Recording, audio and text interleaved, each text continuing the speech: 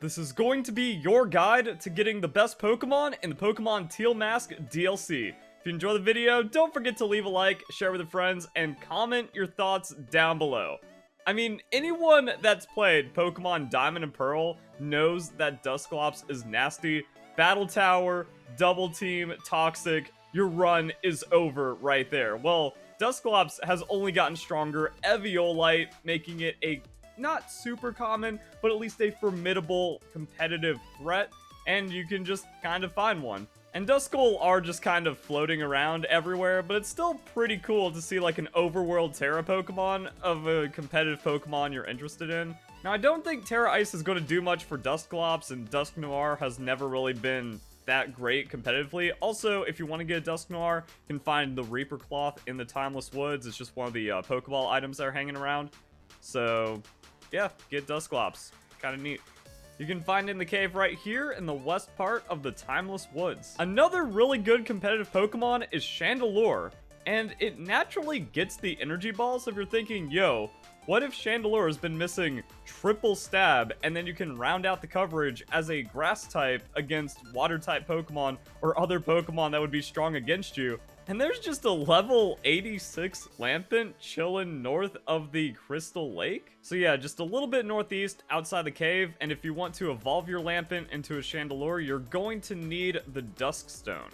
If you've been picking up Pokeball items on your adventure, you probably have a couple of Duskstones. There is one in the Timeless Woods. Also, you can check your Pokedex, and it is a Pokedex reward. And if you need a reliable way of getting repeatable ones, it is an item that pops up in the Porto Marinata auction. Now, if you want a different Terra type for your Chandelure, it's not that hard. In the same area, you can find Litwick. So you level it up. Actually, it only takes one level if you have like the highest level on the DLC. That gives you a Lampent, Duskstone, then you evolve it. I personally think Scarf Chandelure with a Terra Fire is just going to be like one of the best Pokemon ever. So yeah, you can get multiple competitive Chandelure pretty easily.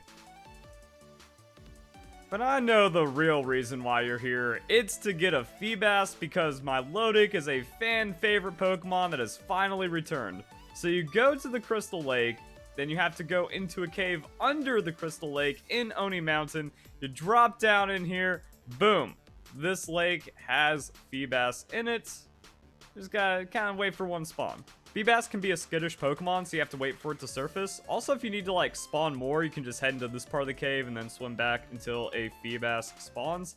Now, if you want to get Milotic, you need a Prism Scale, which you can get as an Ogre Oustin reward. You can find one in the Fellhorn Gorge.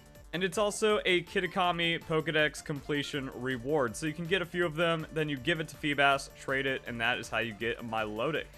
Now back in the Timeless Woods, this time on the southwest part of it, we can find a Snorlax that blocks your path. Now straight up catching a Snorlax is really good because you don't have to worry about friendship to evolve a Munchlax. That way you can breed it if you want to do those things competitively. You just get the Snorlax and then you're good to go. I thought Snorlax had a lower catch rate because it's kind of a special Pokemon, but I got it first try on the Quick Ball. So yeah, we got Snorlax. Competitive fun back on the table. Especially with like Terrestrialization. Ooh. Actually, Timeless Woods has all the good stuff. You can get Basculegion in the Teal Mask. So Timeless Woods, there's a little lake right here. You go there, you find a Basculin with the white stripe, and then all it has to do is take 300 recoil damage, or like 294 specifically. But 300 recoil damage without fainting, you level it up. Basculegion, no Pokemon Legends. Hey, give me that Clefairy, and fortunately, it's a fixed spawn, Clefable being one of the best competitive Pokemon. So you can go and snag yourself a Clefairy. Also, Moonstones can be found on the ground in the Oni Maw, as well as just like the caves and stuff.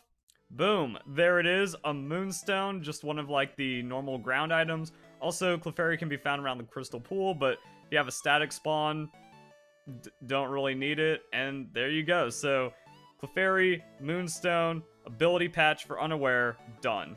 Now, the thing about finding Pokemon, especially with overworld spawns in the Nintendo Switch games, is that Pokemon that were once rare just kind of spawn. You go to the Timeless Woods, free Mimikyu, even though Mimikyu was already available in Paldea, and you can just kind of find weird static spawns or like overworld Terra Pokemon, and maybe it's what you're looking for. I don't know exactly the Pokemon you are trying to target. What I do know is somewhere around the north in here, you can just go and find a Hatterene. You can find it right here on the map, but there's a Hatterene that also spawns in the area, so you can just give it candies and then you get a Hatterene. There's no special evolution requirements for it. It's just still pretty novel to see like fully evolved Pokemon spawns just around in the game. That's pretty cool. And that's where Cerebi comes into play, because Joe Merrick has stepped it up for finding wild Pokemon in Pokemon Scarlet and Violet. So yeah, you can just see all of these static overworld spawns. You click around, or you can also like go to that Pokemon's page, find out where it is, go to that area, click until you see like the overworld spawn, and then that's all there is to it. And there's some really interesting Pokemon around. Now, where things get really spicy is where you have the Terra overworld Pokemon, and we can find that right here, which was also a couple of Pokemon already in the video. So like Terra Applin, Terra Munchlax, Yanma, Vulpix. So the early areas just kind of having more basic Pokemon. Showed the Poltergeist in the previous video that I did on like finding all the new Pokemon. So I think that's really cool. The new Pokemon that were teased before release are actually just easily obtainable, and you don't have to do any kind of crazy loops. Get a Volibee, which is actually really nice because Mandibuzz, pretty good competitive Pokemon. Lamora, Lampent, Slugma's back, so I don't know. Magcargo never took off competitively, but maybe there's some fun to be had. Ooh, you knew there was going to be a Terra pseudo-legendary, so you can find the Hakamo-o right here. You can also see the Terra type, Steel. A lot of people like going into the Steel Terra for their pseudo-legendary Pokemon. You can find just some others hanging around. Terra Trevenant is cool. Sometimes people use it. There's our Dusclops and a Vikavolt. Could just be like a new really strong damage theory Pokemon. So you can find some cool Pokemon this way for the Terra. Also, Terra raids are a really good way of getting rare Pokemon or Pokemon that have special evolution requirements. And because Kitakami is a smaller area with a reduced dex, you have a better chance of finding the Pokemon you're targeting. So if you don't have a Prism Scale, or you used up the one you already had, or you don't have anyone to trade with, you can just kind of keep going for 5- and 6-star raids until you find a Milotic. And then you just get it. Since Basculegion can be found in Kitakami, you can also just stumble into it for a Terra raid, which is really nice. And I even found a Sinistcha raid, which is really nice because you only get one of each teacup in the overworld, and it seems to be a really rare reward from Ogre Ouston, or it's going to be like normal and hard mode only, and you kind of need friends for that.